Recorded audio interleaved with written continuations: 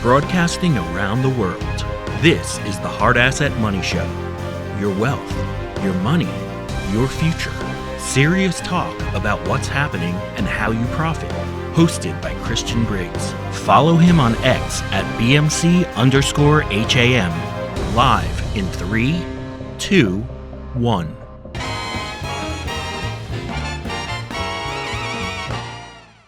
Welcome back to Nights with Chris Boyle. Joining us now is Christian Briggs here in studio. He's an economist. He's also the CEO of Hard Asset Management. Christian, thank you so much for joining us here in studio, all the way from Nashville, Tennessee. Nashville, Tennessee. No kidding. So before we jump in, we're talking all about Trump's tariffs. I know they're causing all sorts of tumult in the economy, or maybe not the economy, but at the very least the stock market, which for many people is an indicator of what's really going on.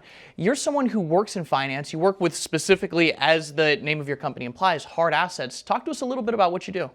Well, what we do is we manage hard assets from precious metals to select antiquities, especially in like rare art, rare cars, and rare coins.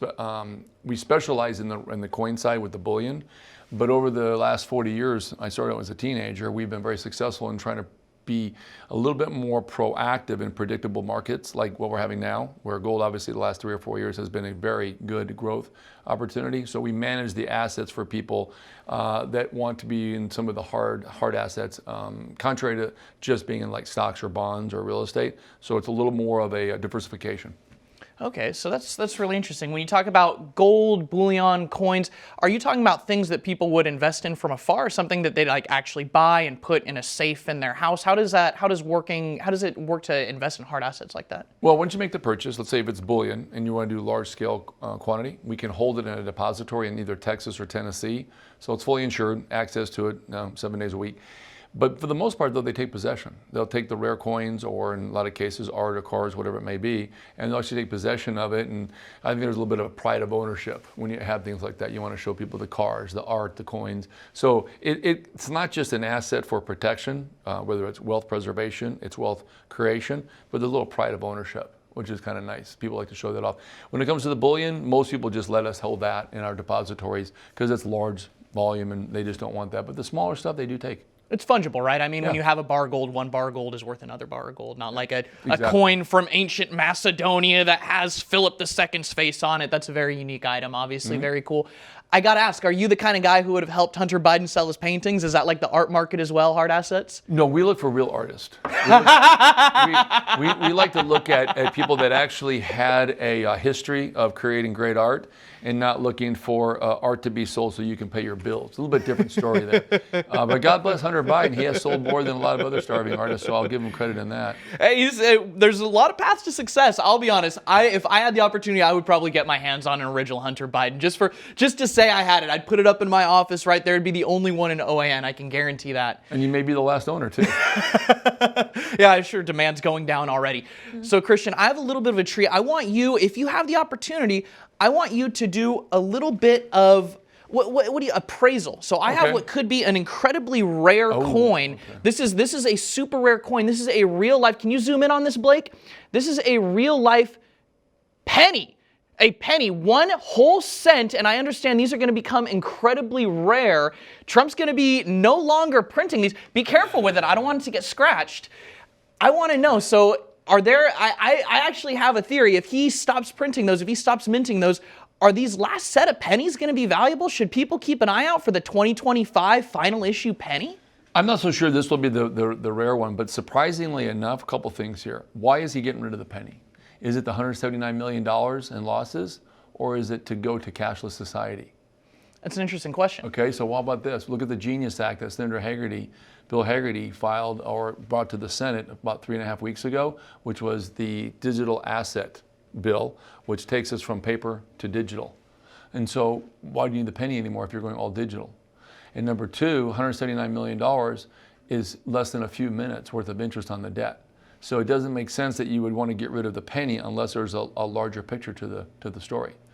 You understand that? Yeah, it's a really interesting point. Right, and the nickel's next. So I'm curious, you're someone who works in physical gold. I've heard a lot of people refer to Bitcoin as digital gold. I'll admit I'm a little bit of a skeptic. I'm a perennialist. I like the idea of things that you could actually own, things that have an intrinsic value. So I like things like real estate as well. It's never going to go out of style because it's something that's physically there and always has the ability to be physically exploited. I've had a lot of people on the show who are very friendly to Bitcoin. A lot of our audience is very friendly to Bitcoin. I count myself as a Bitcoin skeptic. I've never owned it, sometimes to my chagrin, sometimes to my glee, depending on what the market looks like. What are your thoughts on not only the utility of Bitcoin to the average person who's not just looking to ride the market up and hopefully sell before it goes down, but someone who's really looking at it as something that's comparable to gold? Okay, so let's talk about Bitcoin. What is the value proposition? Okay, let's talk about that. The value proposition is that when you look at when it came out in 2009, who was president? Obama. Do most people think that a Japanese guy in Newport Beach in his apartment started Bitcoin? You got to think about that. Think about the amount of energy that crypto takes in general. Okay? Think about the complexity of the transactions, the anonymity and autonomous transactions, both domestic, international, and cross borders. So when you think about what Bitcoin was it was a programming. It was a conditioning setting moment to get us to believe that an algorithm has greater value than the physical formation of money, whether it's gold or this penny, for example. And because of that, in 23, 27% of all transactions were digital. Last year it was over 45%. So the transformation from physical to digital has already happened. And it's gotten into the 18 to say 35-year-olds, they're about 80% digital. So the question is, does it have greater value than gold? The only question you have to ask yourself is, why are all the central banks around the world, why has gold tripled? Why are they buying it? Why are they backstopping China? Digital yuan is completely backstopped by gold. So the question is, why aren't they using Bitcoin as the backstop? Why aren't they using that as the asset? When in reality is gold is physical. And when you're a kid, do you have to be told gold has value? If you're a 5-year-old child and you see a gold coin, you intrinsically identify it with value. But when you see a Bitcoin or you see some kind of an algorithm and the power goes off, it's void. It doesn't exist. So you have to ask yourself, why is the biggest money, which is government money for the most part, when you can look at cumulative value, why are they buying gold? Why is now we as the U.S. auditing Fort Knox? Why are we buying gold? Why has the Federal Reserve been buying gold the last year and not telling people? Because it's the only thing that can backstop an asset, in this case, next generation digital dollar, that has credence and value and will be represented in the world in transactional potential to be the same reserve currency, but better than what's already been around for the last 100 years, which is what? The dollar. And your little penny here is 1/100th of that currency. So that physical has greater value than an algorithm. Better hold on to this. You might want to. Yeah, I'm going to put this back in my pocket. So I got to ask, if that's the case, I mean, we're talking about auditing Fort Knox. We're talking about an increasingly digital currency, which a lot of people fear for a number of reasons. You know, privacy is obviously one, but also just behavioral controls. I mean, we've seen people like, environmental economists talk about limiting purchases, things like that, especially with people who they deem to have extravagant lifestyles, meat eaters like myself, the carnivores who are contributing all this methane to the environment. That's obviously a major concern. But then on the flip side, I have to wonder if they're buying up all this gold, if they're holding it for themselves, if they're going to be turning us to a digital currency, is this something where we're honestly going to have any say? I mean, is there ability, if that's the only currency that you could use, if everything's going digital, can gold actually be something that the average individual can use? Will it always have a market value, or do you think that's going to be erased for people? And what I mean when I say that, of course it'll always have value, but do you think in the same way that when the Federal Reserve took gold out of the U.S. currency circulation, do you think that's going to happen on a new higher level where it becomes almost inaccessible for the average person to even attain gold in the first place? All good questions. So first of all, let's go back to the first part.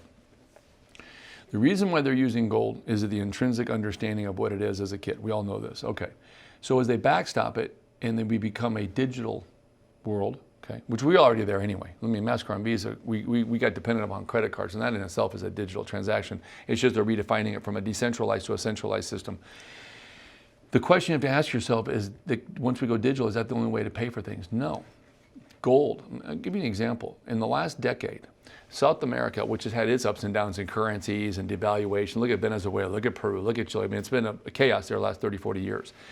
In the last decade, gold has become 40% of the transactions in all of South America. No kidding. It was 0 10 years ago because it doesn't have the reflection points of, is it going to be worth a little bit less tomorrow, or is it going to be worth 0? Like in Venezuela, you've got 1,000% inflation quarter to quarter.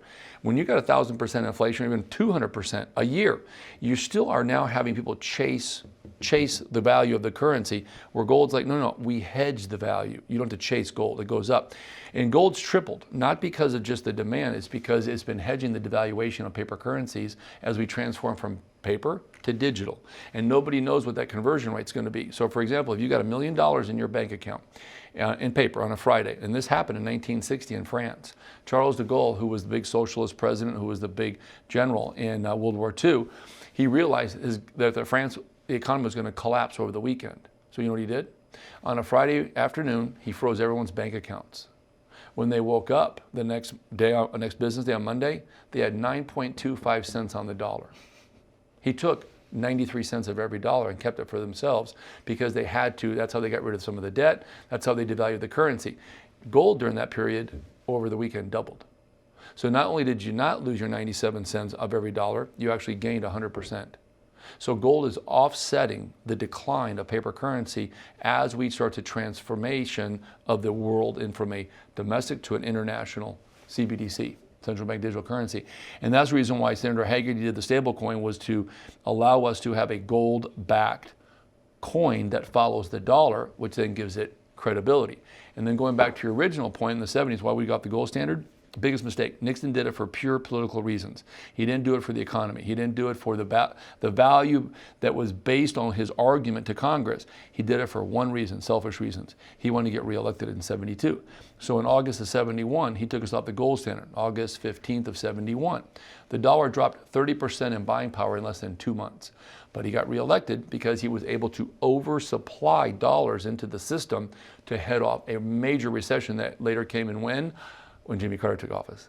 So Jimmy Carter got handed a bag of rocks. He obviously wasn't very smart when it comes to economy, so he made it worse. He goes, I got this great bag of rocks. Oh, the economy's going into recession. Let's raise up interest rates to try to slow it down.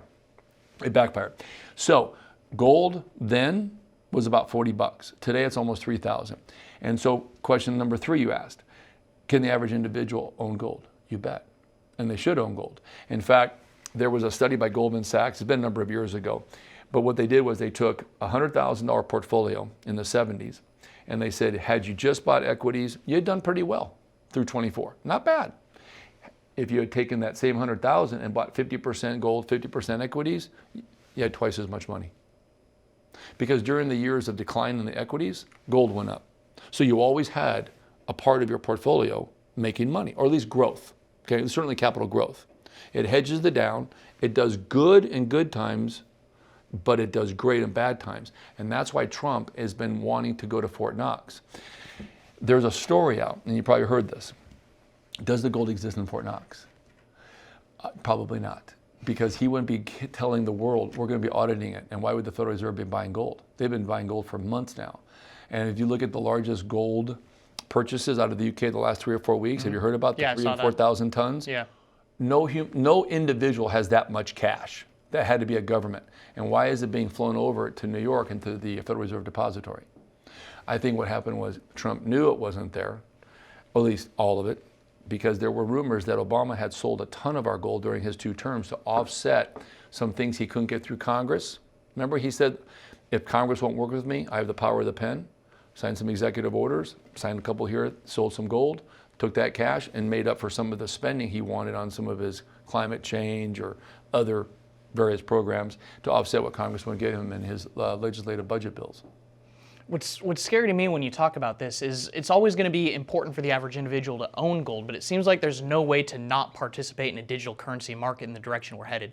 Another bill that I've heard a little bit about, nothing in the mainstream media, but just from some wonky publications, is this bill to open up credit card transactions for all these different retailers. I guess right now there's a little bit of a monopoly on it, but it seems like more and more this is linked to a push to get everyone onto cards and off of cash and off of things that you can hold in case of emergency. And you mentioned, that in in places in South America, people have been able to trade on gold. You mentioned in some of these places, 43% of the transactions. It's huge. That's absolutely insane to me. I mean, that's that goes beyond just like a simple black market. That's almost the entirety of the market. That's almost just the market at a certain point, right? Right. I have to ask, do you believe that that's something that might be, I guess, accessible or even necessary to the average American citizen if they don't want to participate in a digital marketplace, a digital currency marketplace? Well, those are great questions. Okay, so the reason why South America is doing what they're doing with gold is they have to. At some point, you get beaten down when you get up in the morning and inflation is running up 50% a year and your dollar now takes $2 to buy the hamburger. But yet gold jumped 3% that day. So you have to look at it from a survival standpoint. But we're not quite there here in this country. But at the same time, there is a survival mode because our wealth is being eaten up. Think about that. Inflation is not running at 3%. Whoever thinks that that's great, that is, I mean, I could literally get mad. It's kind of like road rage when people say, oh, inflation's at 2.9. Really? Have you done insurance? Any kind of insurance. I don't care if it's commercial, home, boat, health. Have you been in the grocery store? Have you even looked at any of the construction products? Lumber hit an all-time high again the other day. Okay? You've got everything. I love this about the government. They took out energy and they took out housing back in the late 90s. Clinton took that out. Well, that's half our economy. The third thing that Biden took out in 23 was food prices. Not all of them, but most of them. Okay, if you're going to take out all the food we eat, all the housing that provides shelter, and all the energy that gets us to work and back or to wherever out of the economy, sure, you got a 3 or 4% inflation. Sure you do. And so when people start to look at that and they're saying, well, I better own some gold, you better own gold because it's not just a wealth creator, which in the last 4 years it really has been. It's usually a wealth preservation. And that's why Trump wants to go back to the gold standard. Remember he keeps saying the golden age of America is about to return? The Secretary of Treasury said that just last week. We're going to go back to the golden age. If we go back to a gold standard, of course the price of gold will skyrocket because we got to buy the gold. But I think even more importantly, what Trump's doing, the tariffs are going to work because when you restore value to the dollar, we make it now the largest reserve asset, because right now it's not. It's the largest currency in transactional daily usage. See, there's a difference. I can own an asset, the dollar, and I can transact in it, but I don't have to do both if I don't want to. So right now, the euro is the largest reserve asset, but guess what's right there coming up on its heels? Gold. And I'm talking about by all governments. In fact, by the end of this year, at the rate it's going, gold will become the newest and the biggest reserve asset in history. Gold will be. That means the dollar gets pushed back further lower on the totem pole in use as a reserve asset. Now usage is still holding at about 50%, but that's down from 80% 30 years ago. So local currencies are now coming up to be more of a challenge to the dollar. And all those local currencies like India, or if you take any of the BRICS nations, they're all back in their local currencies with gold. So the value of those currencies are rising because of credibility, because we all go back to one thing. An algorithm is a great idea, and for somebody that created the algorithm that got us to believe that that had greater value for a transaction than gold did was a genius. They should be working for me in my sales department. But the reality is no one buys that. Otherwise, central banks would be buying Bitcoin as the reserve asset. Instead, gold's about to become the number one, and Trump knows this. And to restore that 80% balance of daily transactions, he's going to back it by gold because his competitors are. China is. Russia is. India is. They're actually using silver as well. So, which leads me to another point. Whether it's silver, whether it's gold, or a bit of both, it's probably all going to be utilized. But the real proposition is, if we have a strong dollar, we have a strong economy, GDP grows, inflation goes down, and guess what? The middle class grows. So what he's doing right now with gold and the tariffs is a brilliant model. The problem is it's going to take a little bit of time. But the average American right now should hold at least 10, maybe 20%, given that this is a transformation period and not just a cycle period. We're going to transform into a digital society, money-wise, and we're going to be back in it with gold. And when the day happens, then everyone's going to realize that gold is the best asset to have when there's a bad day. So Christian, I want to talk to you a little bit about what that transition is going to look like. I know we're right in the middle of it. These tariffs are just starting to hit, and it's an important time for people to really buckle in and really steel their bellies for what's about to come. I want to talk to you a little bit about that. We're going to have to take a super quick break. All Folks at home, you're not going to want to miss this when we're back in 2.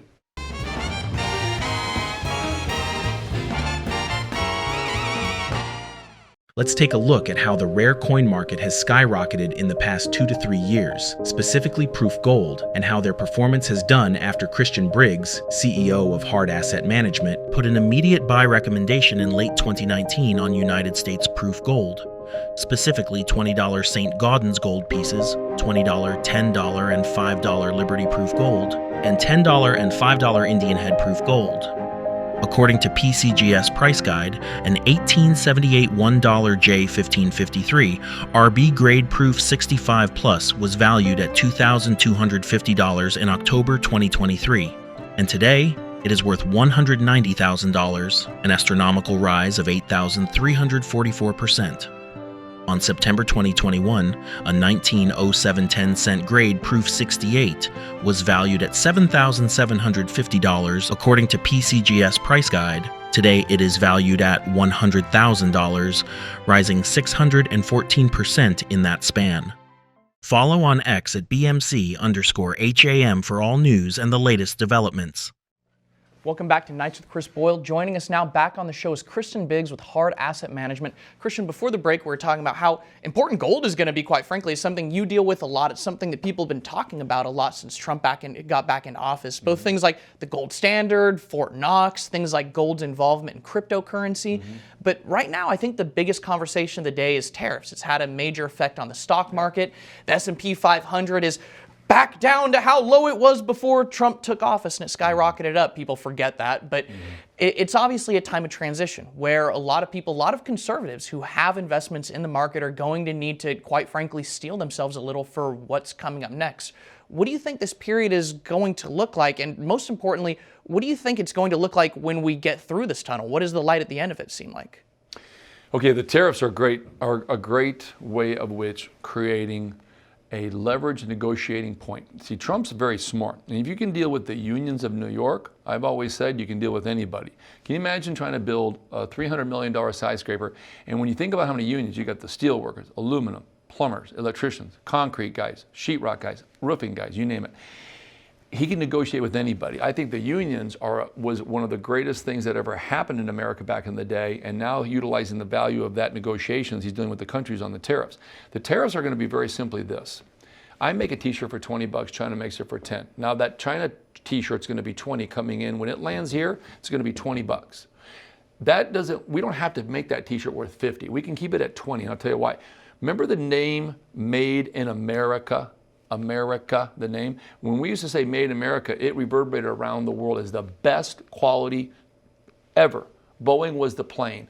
Detroit were the cars. We were always the very best. And what happened was China artificially lowered their currency. They manipulated that currency, the yuan, down to make their widgets cheaper, which made their manufacturing cheaper.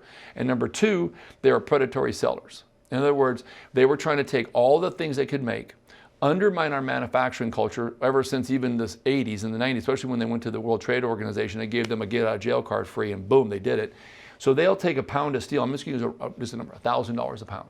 They'll sell it for $500. It costs us $750 to manufacture it. That's predatory selling. That you can't do that. If you're the WTO, you got to play fair. Instead of trying to win on costs, right, a price point, when you have to make price your focal point, you're a commodity.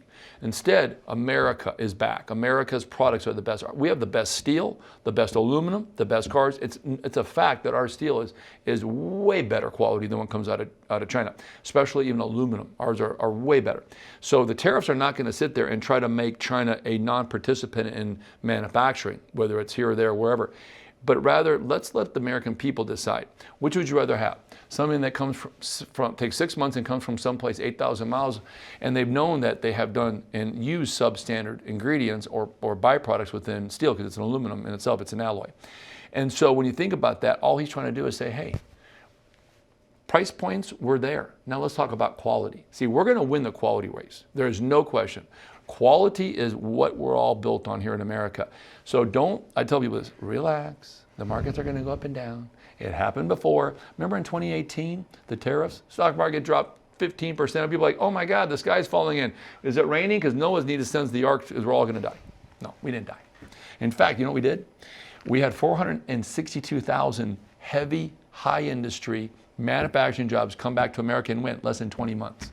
Those are $100,000 a year jobs. Do you know that every dollar And that type of manufacturing ecosystem reverberates a minimum of $6, as much as $12 into the economy. Think about it. If I'm making $150,000 a year with benefits at Boeing, I'm spending money on daycare, dry cleaning, grocery store, cars, houses, probably buy a boat for the family. Love those vacations. So think about that. So Trump's like, look, we're not here to put China or Canada out of business, even though he probably would like to put China out of business secretly, but that's okay, it's another story. He's at least going to level the playing field. Then let the American individual, whatever it is that people buy based on what they like. I would much rather be able to walk down the street, see my stuff being manufactured, check the quality control, than wait for a container coming from China here, if it's the same price point, mind you, and then I know that the quality control is right there. And I can get it in 1 month versus 6 months. And Christian, you bring up a really important point. At that level, you're investing in your community, right? Those dollars get spent in your community, and that creates, quite frankly, a trickle-up effect. I mean, I know right now everyone's hurting shareholder values, but when you empower the American worker in this way by bringing these jobs back in, those are dollars that are going to be spent on local businesses. That money is going to reinflate all of that shareholder value because those people will be buying American in American-held companies. So it seems like something that, at the end of the day, even though it might take a little time, would be a major economic boost because it empowers the number one economic force in the world, and that's the American consumer. No question. Okay, and I love the way you just said that. So the dollar comes in from manufacturing. Let's just talk about Boeing for a second. That's heavy manufacturing. That's heavy industry. That's a fabulous. China is building their own version of commercial airline production. They're subsidizing it. Airbus subsidizes theirs. We all know it's a good product, don't get me wrong, but they are being subsidized by government. We allow the companies to make or break themselves based on a competitive landscaping in a capitalistic environment. But the bottom line is, because of that, we make better quality stuff. We don't have someone that's going to be like, oh, I'm sorry, did you make a bad plane? Government gives them $10 billion to save their... No. In fact, Boeing had to go out and do a bond sale and some stock sales in order to make up the difference between their quality control that they're now having to redo on some of their manufacturing, especially the Dreamliner. See, that's what we need. Yeah. They learned, they're better, we're better. The community benefits because not only when you do bring that manufacturing in and you reinvest in your community, it comes back to you directly as well. Okay, you're the guy that's running the manufacturing, and all of a sudden the whole economy, which is both local, state, or federal, becomes more successful and more positive on. It's like a mental thing. You know how we have that consumer confidence levels. It's really, you can create a recession by the perception we're in one, than the reality is we are. The animal spirits. It does. And I'm telling you, it's the regurgitating of bad information creates a reality. But when things are good, it makes things good for everybody. So what Trump's saying is, look, it's a little bit of pain to get a ton of manufacturing gain. And if people can realize you can't build the Trump Tower in 10 days, which he didn't, took him about 2.5, 3 years. Look at that. Look at all the hotels. Look at the stuff he did around the Middle East and around the world. So I've always said this before.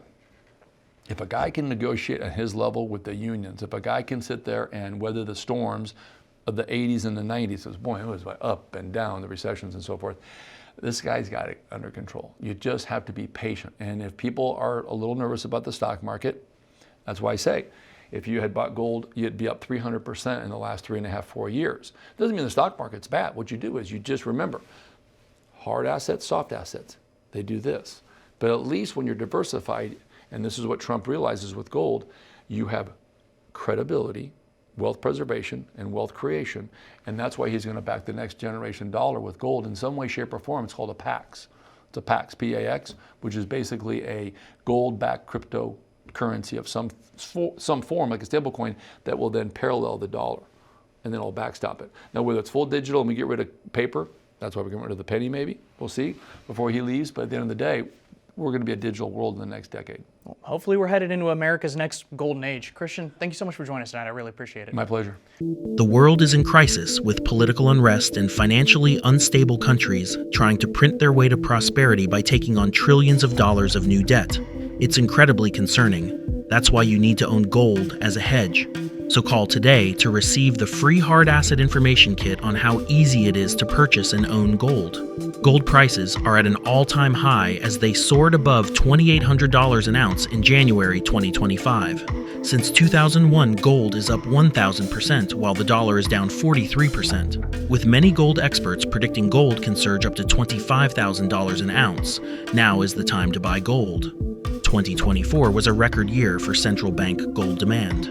Russia bought over 200 tons of gold. China, India, and Poland also topped the list. Hard Asset Management is a trusted leader in precious metals and rare coins for nearly 40 years. We have the guaranteed lowest prices, fast and easy ordering, expedited shipping, with award-winning customer service available 8 a.m. to 8 p.m. CST, Monday through Friday. Are you truly diversified in your long-term portfolio to weather any storm? Call now or go to our website at bmcham.com and get your free hard asset management information kit on how easy it is for you to own gold. 844-426-4653. Follow on X at BMC_HAM for all news and the latest developments.